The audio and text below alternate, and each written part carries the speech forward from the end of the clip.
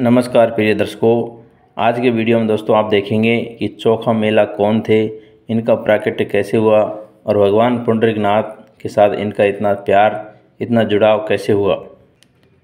प्रिय दर्शकों, वैसे तो आप सभी जानते हैं कि भक्त भगवान से ज़्यादा प्यार करता है, लेकिन इस वीडियो में आप देखेंगे कि किस प्रकार से भगवान पुंडरीकनाथ ने अपने भक्त के दर्शन के लिए अपने सारे पंडा पुजारियों को नाराज़ किया और अपने दरवाजे बंद कर लिए और जिस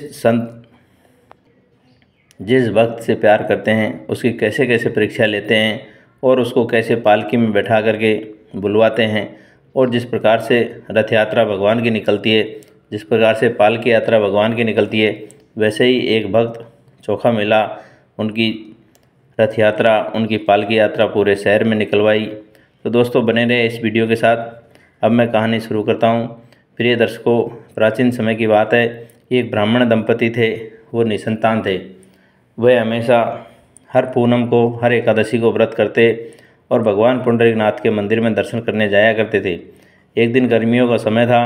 भगवान पुंडरीकनाथ को ब्राह्मण दंपति आम, जो बहुत अच्छे फल थे, बहुत पके फल थे, वो अर्पण करने के लिए जा रहे थे। दोस्तों, मंदिर के सामने भीड़ थी और भगवान पुंडरीकनाथ की प्रतीक्षा में ब्राह्मण दंपति अपने आम ले जाने के लिए खड़े थे। लेकिन दोस्तों, वहाँ एक छोटा ब्राह्मण बालक का रूप धारण करके भगवान पुंडरीकनाथ स्वयं आ जाते हैं और उन ब्राह्मण दंपति से विनय करने लगता है, हे दंपति, हे ब्राह्मण देवता, आपके आम बहुत अच्छे हैं, आपकी टोकरी से मेरे को कुछ आम खिला दीजिए, आपका बहुत भला होगा। इस प्रकार से नम्र निवेदन करता है, विनय करता है। ब्राह्मणी को दया आ जाती है, सोचती है कि चलो कुछ आम बालक को खिला देते हैं, जो बचेगा वो पुंडरीकनाथ को भोग लगा देंगे। प्रिय दर्शकों, दोनों बूढ़े ब्राह्मण ब्राह्मणी ने उस बालक को आम खिलाए और आम इतने स्वादिष्ट थे कि वह बालक बड़े चाव से खाता। लेकिन थोड़ा सा आम जब बच जाता तो ब्राह्मणी के पल्लू में उसको डाल देता। दोस्तों, इस प्रकार से उसने 4-5 आम खा लिए और बाकी को छोड़ दिए। और ब्राह्मण देवता सोचने लगे कि ब्राह्मण, ये बालक है, ज़्यादा अच्छे से नहीं खा पाता, कोई बात नहीं, हम जो बचे हुए आम हैं उनको भगवान पुंडरीक को अर्पण कर देंगे तथा जो आधे खाए हुए आम हैं, अर्थात चूखे हुए आम हैं, उनको हम किसी जानवर को साफ सुथरी जगह पर डाल देंगे।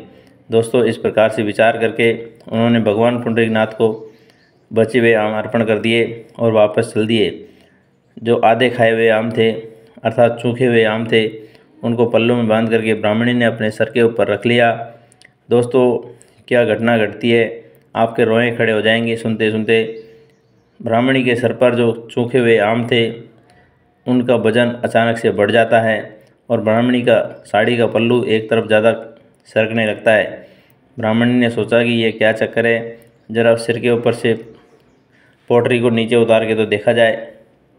प्रिय दर्शकों, उन सूखे हुए आम से, अर्थात चोखा मेला जो शब्द बना है, चोखे हुए आम को झोली में मेल दिया, इस प्रकार से चोखा मेला शब्द बना है। दोस्तों, इन्हीं चोखे हुए आम से, अर्थात चोखे हुए आम को पल्लू में मेल देने की वजह से चोखा मेला नाम का जो बालक बन कर के तैयार हुआ है।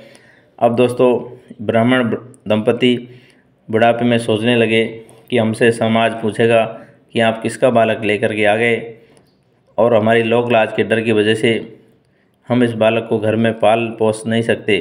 दोस्तों, दोनों ने विचार किया और सोचा कि हमारे ऊपर कलंक लग जाएगा कि आप किसी का बालक अपहरण करके ले आए, चुरा के ले आए। दोस्तों, उन्होंने एक बरगद के पेड़ के नीचे सुरक्षित स्थान पर चोखा मेला जो छोटा बालक था, जो कि स्वयं पुंडरीकनाथ ने ब्राह्मण दंपति की झोली में डाला था, दोस्तों, इन्होंने इस बालक को पेड़ के नीचे रख दिया और अपने घर चुपचाप से चले आए।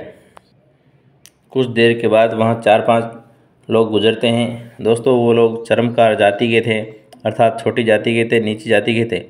उन्होंने उससे भगवान का प्रसाद समझ करके उस बच्चे को अपने घर ले आए और उन्होंने उसका लालन पालन किया। धीरे धीरे चोखा मेला बड़ा हो गया। दोस्तों, इसका नाम उन्होंने भी चोखा मेला ही रखा और बालक बड़ा हो गया तो किसान के रूप में ये लोग खेती करते थे, अच्छे अच्छे फल, अच्छी अच्छी सब्जियां उगाया करते थे। एक बार ये जो बालक है चोखा मेला, इसने सोचा कि क्यों नहीं मैं भी पुंडरीकनाथ के दर्शन करके आऊँ और हमारे खेत में बगीचे में जो पैदा हुए हैं केले, उनका एक झुमका ले जा कर के भगवान पुंडरीकनाथ को अर्पण करूँ। दोस्तों, जैसे ही पुंडरीकनाथ के मंदिर में चोखा मेला केले का झुंड, केले का गुच्छा लेके जाता है, वहाँ पर उसको चरमकार जाति का समझ करके उसको मंदिर में नहीं जाने दिया जाता।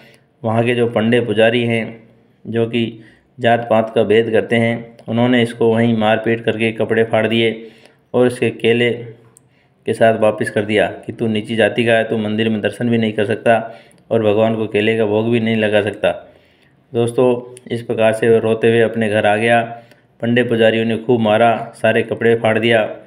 इसके बाद 12 किलोमीटर दूर इसका जो गांव पड़ता है पंढरपुर से, वहां आकर के अपनी झोपड़ी में दरवाज़ा बंद करता है और अंदर ही अंदर रोने लगता है। कहने लगा, हे भगवान, आपने मुझे छोटी जाति का क्यों बनाया?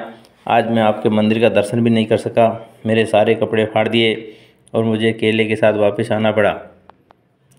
दोस्तों, जिस प्रकार से वह चिंतन कर रहा था, झोपड़ी में लेटे लेटे थोड़ी देर बाद कोई दरवाज़ा खटखटाता है और वह खुलता है तो देखता है कि स्वयं साक्षात नीलवर्णी भगवान कोमल कपोल कल्पों के साथ उसकी झोपड़ी पे आए हुए थे। चोखा मेला कहता है, हे भगवान, आपकी क्या लीला है, सुबह पिटवाते हो और शाम को मेरे दरवाजे पर आ गए। दोस्तों, उसने खुशी खुशी दरवाज़ा खोला।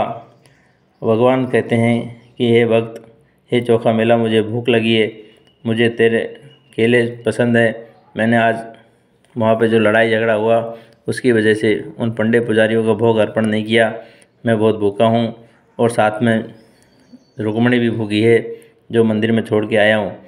मुझे जल्दी से केले खिला दे, मैं तेरे हाथ का केले खाने आया हूँ। दोस्तों, चोखा मेला समझ भी नहीं पाया। उसने कहा कि भगवान, ये भी आपकी कोई लीला है, ये भी आपकी कोई चाल है। दोस्तों, चोखा मेला ने पुंडरीकनाथ को केले खिलाए और बाद में कहने लगे, बाकी बचे हुए केले मेरे पल्लू में बांध दो, मेरे दुपट्टे में बांध दो, ताकि मैं रुक्मणी को ले जाके खिला सकूं। आज रुक्मणी भी दिन भर से भूखी है।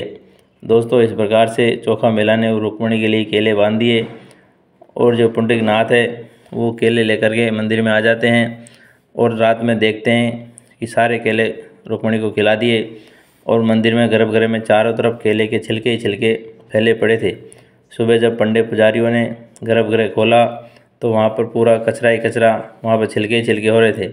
यह सब देख करके एक पंडों में से एक बोल चुका कि कल जो आया था केले लेकर चरमकार जाति का चोखा मेला नाम का, उसी की ये देन है। उसको दिन में मंदिर में घुसने नहीं दिया तो उसने रात में यहाँ आकर के हमारे गर्भगृह को गंदा किया, अपवित्र किया। दोस्तों, अब तो मानव जाति का दिमाग सरकने में ज़्यादा टाइम नहीं लगता।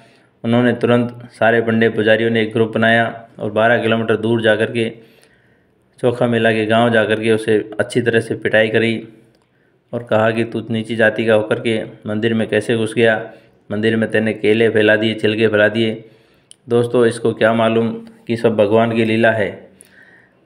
सारे पंडे पुजारियों ने इसे पिटाई करने के बाद वापस जैसे ही मंदिर आए, भगवान आज नाराज़ हो गए और पुंडरीकनाथ ने सारे दरवाजे खिड़कियाँ बंद कर लिए और किसी को भी दर्शन नहीं दिए। दोस्तों, अब सारे पंडे पुजारी, पूरी जो जनता जनार्दन जो दर्शन करने आई थी, सब लोग अपनी यातनाएं करने लगे, अपनी प्रार्थनाएं करने लगे, अपने अपनी गलतियों का पश्चाताप करने लगे, माफ़ी मांगने लगे। कम से कम 4-6 घंटा हो गया, लेकिन पुंडरीकनाथ दरवाज़ा नहीं खोलते हैं। पंडे पुजारियों ने दरवाज़ा खोलने की और दरवाज़ा तोड़ने की खूब भरसक कोशिश किया, लेकिन सब प्रयास उनका फेल हो गया। कुछ समय बाद मंदिर से एक आवाज़ आती है कि जिस प्रकार से तुमने मेरे भक्त का अपमान किया है, यदि तुम सारे लोग जिस प्रकार से भगवान की रथ यात्रा निकलती है, पालकी यात्रा पूरे शहर में उत्सव की तरह मनाते हो, उसी उत्सव की तरह, उसी पूरी श्रद्धा के साथ यदि मेरे भक्त को, जो कि चोखा मेला है, उसे आप पालकी में सजा करके बैठा करके पूरी श्रद्धा से, पूरे भाव से पूरे नगर में घुमाएंगे और उत्सव की तरह लेकर के आएंगे, तब जा कर के दरवाज़ा खुलेगा।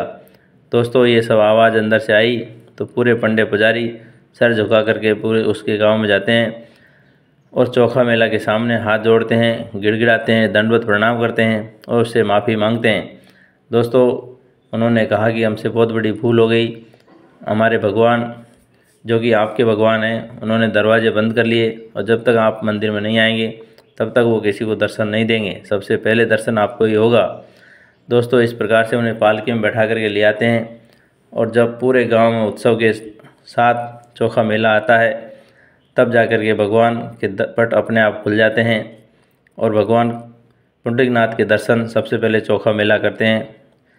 चोखा मेला कहते हैं, हे भगवान, आपकी लीला न्यारी है, आपने मेरी परीक्षा लिया लेकिन मैं उसमें खरा उतरा, आपको बारंबार प्रणाम। दोस्तों, इसके बाद पंडे पुजारियों की आंखें खुल गई।